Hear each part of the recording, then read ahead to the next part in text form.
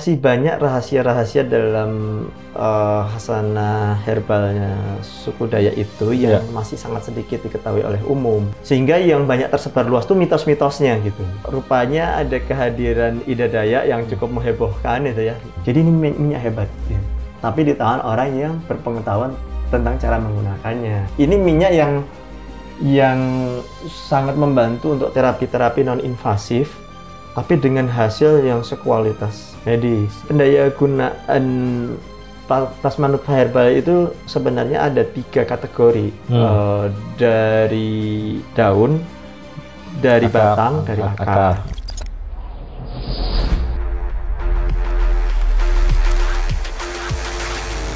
Halo sahabat OMB, obrolan mulai kembali.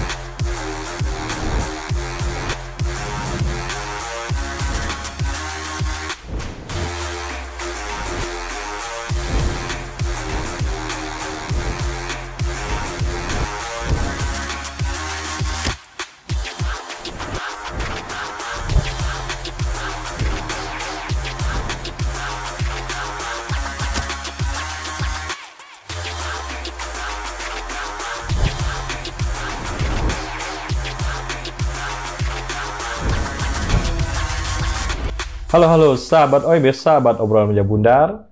Hari ini kita akan bahas tentang yang sangat populer beberapa bulan yang lalu tentang minyak urut Dayak ya. Minyak urut apa Mas Iwan? Ya, minyak urut yang dipopulerkan oleh Ida Dayak. Ida Dayak. Nah, minyak urut Ida Dayak.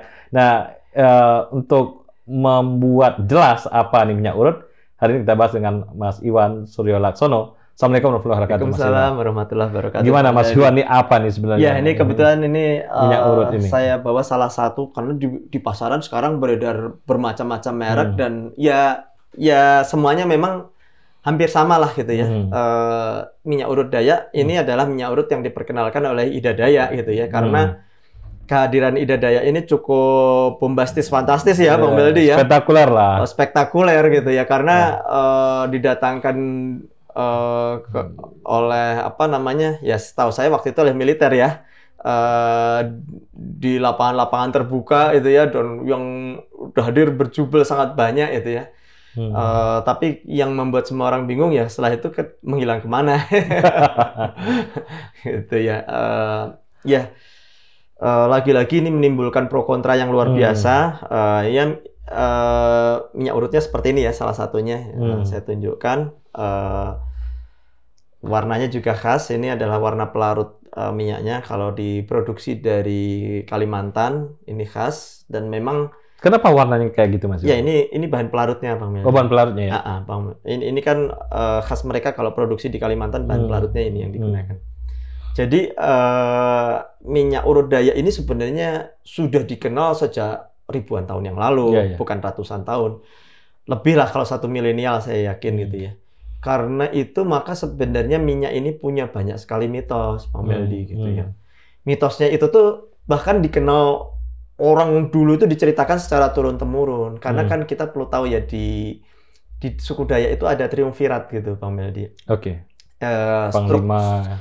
Struktur ininya ya, struktur sukunya itu ada kepala suku, ada panglima, dan ada kepala tabib gitu ya.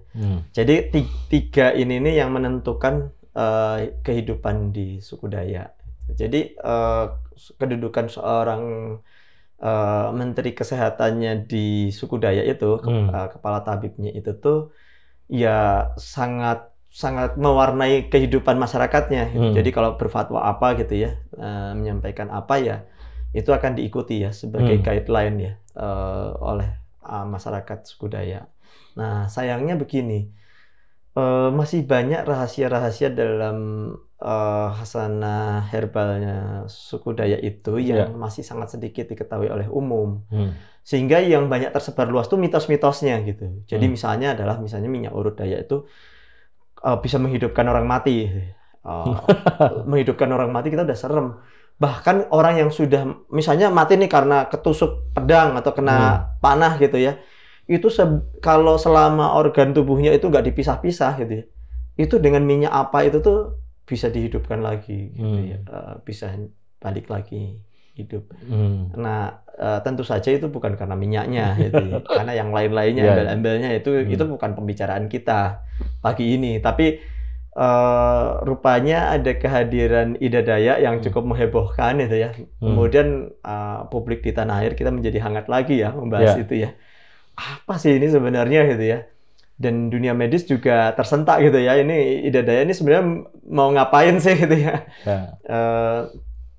Tapi kalau kita perhatikan dari video-videonya memang yang dia peragakan itu juga sebenarnya bukan karena minyaknya, Bang Meldi gitu ya, tapi karena keahlian dia yang lain-lain gitu ya. Karena kalau kita tahu ya bahwa terapi tulang bengkok, tulang patah, tulang remek lah gitu ya, tulang retak, tulang apa gitu ya.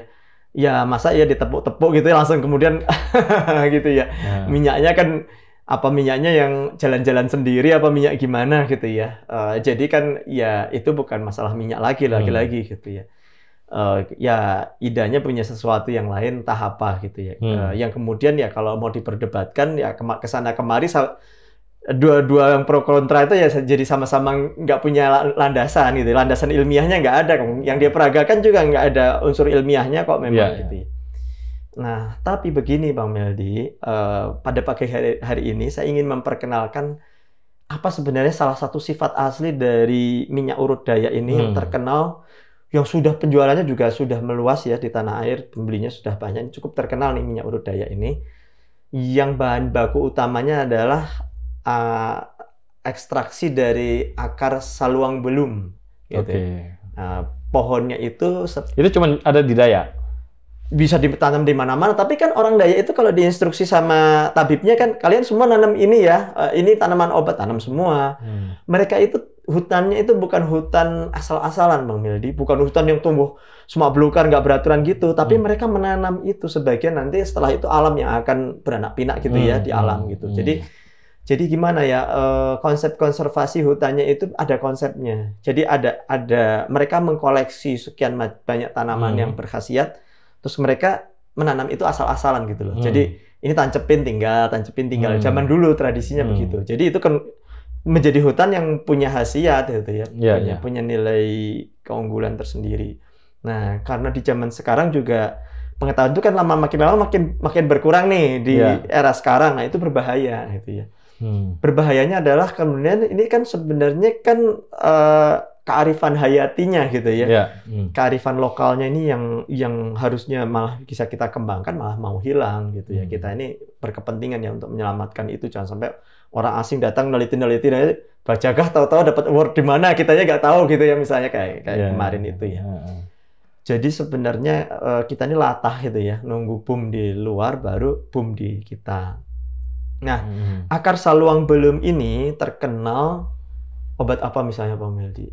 Salah satunya obat libido. Gitu. Obat libido gimana ya? Direbus, akarnya direbus, airnya diminum gitu aja, dia aliran darah deras gitu ya, cukup deras. Tapi libido yang mempunyai masalah jenis tertentu ya, tidak semua gitu. Kalau masalah gangguan libidonya misalnya karena gangguan saraf ya minum ini sampai mabok-mabok juga nggak. Gimana.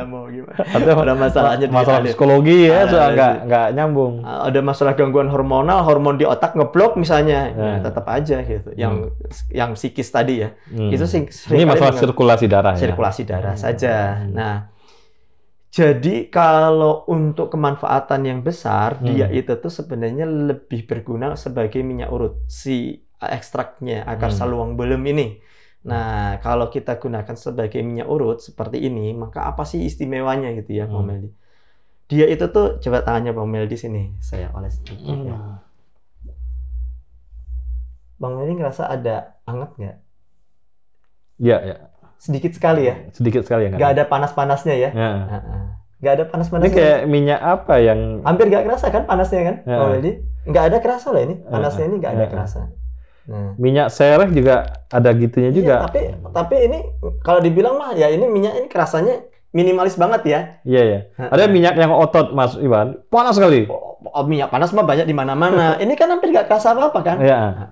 Nah, tapi Bang Meldi kalau dia diolesnya ke punggung dengan menggunakan energi Qi yang dengan menggunakan stimulasi energi Qi yang benar, maka ini tiba-tiba bisa menembus banyak organ-organ dalam. Dan dia bisa bekerja di pembuluh darah organ. Misalnya gini, ada gangguannya pembuluh di organ paru, pembuluh darah dia bekerja situ. Organ liver dia bekerja di situ. Tapi dia harus didorong dengan energi Qi. Dia bisa tembus masuk ke dalam, jauh sekali ke dalam, dan dia bekerja di pembuluh darah di dalam organ-organ itu. Jadi ini minyak hebat. Ya. Tapi di tangan orang yang berpengetahuan tentang cara menggunakannya. Dan dia nggak bisa ditepuk-tepuk terus langsung tiba-tiba dia langsung bekerja, nggak bisa. Dia ini membutuhkan teknik ini sebenarnya udah dipelajari di India dengan terapi cakra, terapi olah energi Qi itu dipelajari. Ini ilmu yang khasnya Timur gitu ya. Kalau orang Cina mereka lebih suka melakukan rekayasa energi Qi dengan menggunakan alat, jarum lah, mesin getar apa. Mereka sukanya pakai alat-alat, tapi kita lebih dekat ke India. Batu gitu ya, batu juga ada. Jadi kita lebih suka direct intervention. Jadi karena ini India ya. Jadi minyak ini luar biasanya adalah sarana yang begitu dia diolah dengan energi Qi, dia bisa terus mencari di pembuluh darah yang paling dalam. Dan merekayasa gangguan pembuluh darah di situ. Tinggal kebutuhannya apa? Oh, di sini nih misalnya di pembuluh darah yang di dalam ini ada penyumbatan. Oh, dia didorong langsung. Yang tadinya harus operasi organ dalam, kita semuanya tahu itu semuanya ngeri gitu ya. Ya, kalau kita tahu menggunakan minyak ini ya nggak perlu operasi gitu ya. Jadi ini minyak yang sangat membantu untuk terapi-terapi non invasif. Tapi dengan hasil yang sekualitas medis. Gitu medis ya. Ini butuhnya berapa? 3 bulan atau berapa? Yang misalnya remuk tulang, misalnya tulangnya nggak patah tapi ada gitu, gimana? Iya, jadi kan pasti yang harus direcovery kan pembuluh darah di tulang, sehingga membawa nutrisi lagi untuk regenerasi sel tulang. Berarti konsepnya pembuluh darah di tulang ya? Iya, jadi gini, kalau pembuluh darah di tulang itu sudah direcovery oleh minyak ini, maka sebenarnya dibutuhkan nutrisi-nutrisi yang membantu proses pembentukan regenerasi sel tulangnya kan, apa kalsium yang seperti apa gitu atau seperti apa dia akan bersinergi gitu. Jadi bahan bakunya ada, alat transportasinya bekerja dengan baik gitu. Nah, jadi semua itu tuh dalam nanti masuk ke filosofi tentang pengobatan ya. Tapi sebenarnya ini intermezzonya adalah bahwa ini loh salah satu kecanggihan penemuan hebatnya orang Dayak itu. Minyaknya nggak terasa panas, dioles banyak tadi sedikit anget, sedikit anget. Jadi kalau misalnya, minyak yang panas-panas, yang terkenal yang serem-serem gitu ya, minyak. Olahragawan biasanya suka cari yang panas. Oh, itu tuh semuanya jangan. Hindari minyak panas itu, hindari. Gitu. Karena apa? Kalau minyak itu sifatnya direct, kontak pertama dia panas, berarti dia udah keblok di kulit dong. Udah capek kita sama sensasi di kulit gitu. Ya mau boro-boro kerja di dalam kita udah kepanasan gitu. Padahal kan kita mau merekayasa yang di dalam-dalam. Kita kan bukan mau bekerja di kulit sama bawah kulit kan. Jadi ya sebenarnya itu ya minyak-minyak yang bagus. Ini ekstrak ini kandungannya apa Mas Iwan secara kimia nih? Oh, dia memang banyak sekali polifenolnya. Polifenol ya? Jadi dia tapi yang hebatnya itu begini, Bang Medi, kebanyakan minyak itu keblok di kulit. Jadi dia nggak masuk nih. Jadi sensasi melewati kulit itu nggak ada. Di bawah kulitnya nggak ada. Nah, terus buat apa kalau cuma mau bikin gereng di kulit gitu ya? Nah, itu semua yang di pasaran, ya bukan semua, tapi yang murah-murah di pasaran tuh begitu gitu. Gitu. Sementara minyak ini nih terjangkau harganya. Tapi tidak seperti yang brand yang mahal-mahal itu gitu ya, yang kecil gini harganya sampai berapa ratus ribu gitu ya. Ini kualitasnya sebagus itu. Gitu. Dan ini solusi dari warga Dayak yang sudah menasional lah gitu ya. Bukan mungkin belum mendunia, tapi tidak cukup ada di hati masyarakat kita, gitu, dalam tanda kutip ya. Karena tak kenal maka tak sayang. Tak kenalnya apa? Tak kenalnya karena tidak mengenal kerja-kerja organ dalam kita yang sebenarnya saya ini kok melilit sekali ya perutnya gitu ya, kenapa ini gitu ya, padahal sedang diserang virus di pembuluh-pembuluh darah di sekitar lambung, di dinding lambung. Gimana tuh cara nyembuhinnya? Ya pakai minyak ini bisa gitu. Daripada kemudian langsung infus, langsung tindakan-tindakan yang berat-berat gitu ya. Nah, ternyata bisa ditahan. Ini selain tulang apa Mas Iwan? Tulang? Semua organ dalam bisa. Organ dalam bisa? Semua pembuluh darah bisa dijangkau ini. Tapi dia tidak bekerja khusus di saraf. Dia tidak ada efek, tidak ada reaksi di saraf. Jadi ada minyak khusus yang bekerja di saraf, itu berbeda lagi. Beda lagi ya. Jadi biasanya diambil dari binatang yang kuat itu, Pak Meldi. Contoh-contoh apa di binatang kuat? Banyak minyak biawak, minyak buaya. Reptil ya, reptil ya. Reptil-reptil itu tuh punya kekuatan saraf yang luar biasa. Bang Meldi kalau lihat di... Makanya lambangnya apotik itu kan reptil ya? Kalau itu ular ya. Ular reptil nggak sih? Iya, tapi kan ini reptil yang umum ya. Jadi begini, kalau di National Geographic kita ada peragaan, ada salah satu episode yang terkenal, ada satu pulau, itu pulau ular. Isinya semuanya ular-ular besar, ular-ular sejenis kobra lah gitu ya. Di situ hidup juga ada biawak, bukan komodo, biawak besar ya, biawak, keluarga biawak, yang dikepung sama banyak ular. Itu berkali-kali dikeroyok banyak ular, biawak masih bisa melawan dan nggak kalah gitu. Jadi apa rahasianya biawak bisa mengalahkan ular gitu ya? Kalau 1 lawan 1 pasti menang biawaknya. Tapi kalau dikeroyok, biawak bisa melepaskan diri dan tidak jadi mangsa ular, itu luar biasa gitu ya. Jadi biawak itu punya kulit yang sangat tebal. Iya. Saking tebalnya itu tuh dia itu kalau digigit bisanya ular tuh susah tembus. Dan dia dicengkram, dililit ular yang panjang itu seperti piton, dia bisa cepat melepaskan diri. Jadi dia itu tuh sangat kuat, sangat masif gitu, tebal sekali gitu. Kulit biawak itu. Jadi dalam kulit ini ada minyaknya, ada lapisan lemak di bawah kulitnya itu tuh, yang sangat berguna untuk dibikin minyak gitu. Nah, itulah yang jadi pelindung luar biasa bagi biawak, karena kekuatan sarafnya ada di minyak itu untuk menghidupkan terus powernya dia gitu. Perlindungan terhadap ininya juga ada di situ, terhadap mikroba dari luar. Jadi, buaya juga sama berarti? Buaya lebih bagus lagi dari biawak, grade-nya jauh lebih tinggi. Karena ada satu keistimewaan buaya yang tidak dilakukan oleh biawak. Apa tuh? Bang Meldi, kalau lihat biawak dari dekat rasanya ngeri nggak? Biawak besar. Enggak. Tapi kalau lihat buaya ngeri. Apa yang kebayang? Duri-duri yang itu ya. Bukan cuma duri-durinya, tapi kita bayangin dia nerkem itu kan bener-bener nerkem kan? Cepet dia nerekemnya. Kalau biawak tuh pikir panjang, sebesar apapun dia berpikir panjang untuk nyerang kita secara langsung. Karena biawak itu sama sukanya antara binatang hidup dengan bangkai. Jadi kalau bisa dimakan bangkai, ngapain dia makan yang hidup-hidup? Gitu. Tapi buaya nggak pernah makan bangkai. Buaya hanya mau makan segala sesuatu yang hidup. Kalau nggak ada yang hidup, dia puasa berhari-hari. Buaya itu hanya mau makan makhluk yang hidup. Dia mau dia manusia, mau binatang, mau ikan, mau apapun, dia harus makan hidup-hidup. Karena dia selalu makan yang hidup-hidup, maka kualitas lemaknya yang sangat bagus. Baunya agak harum, tidak ada bau tengiknya.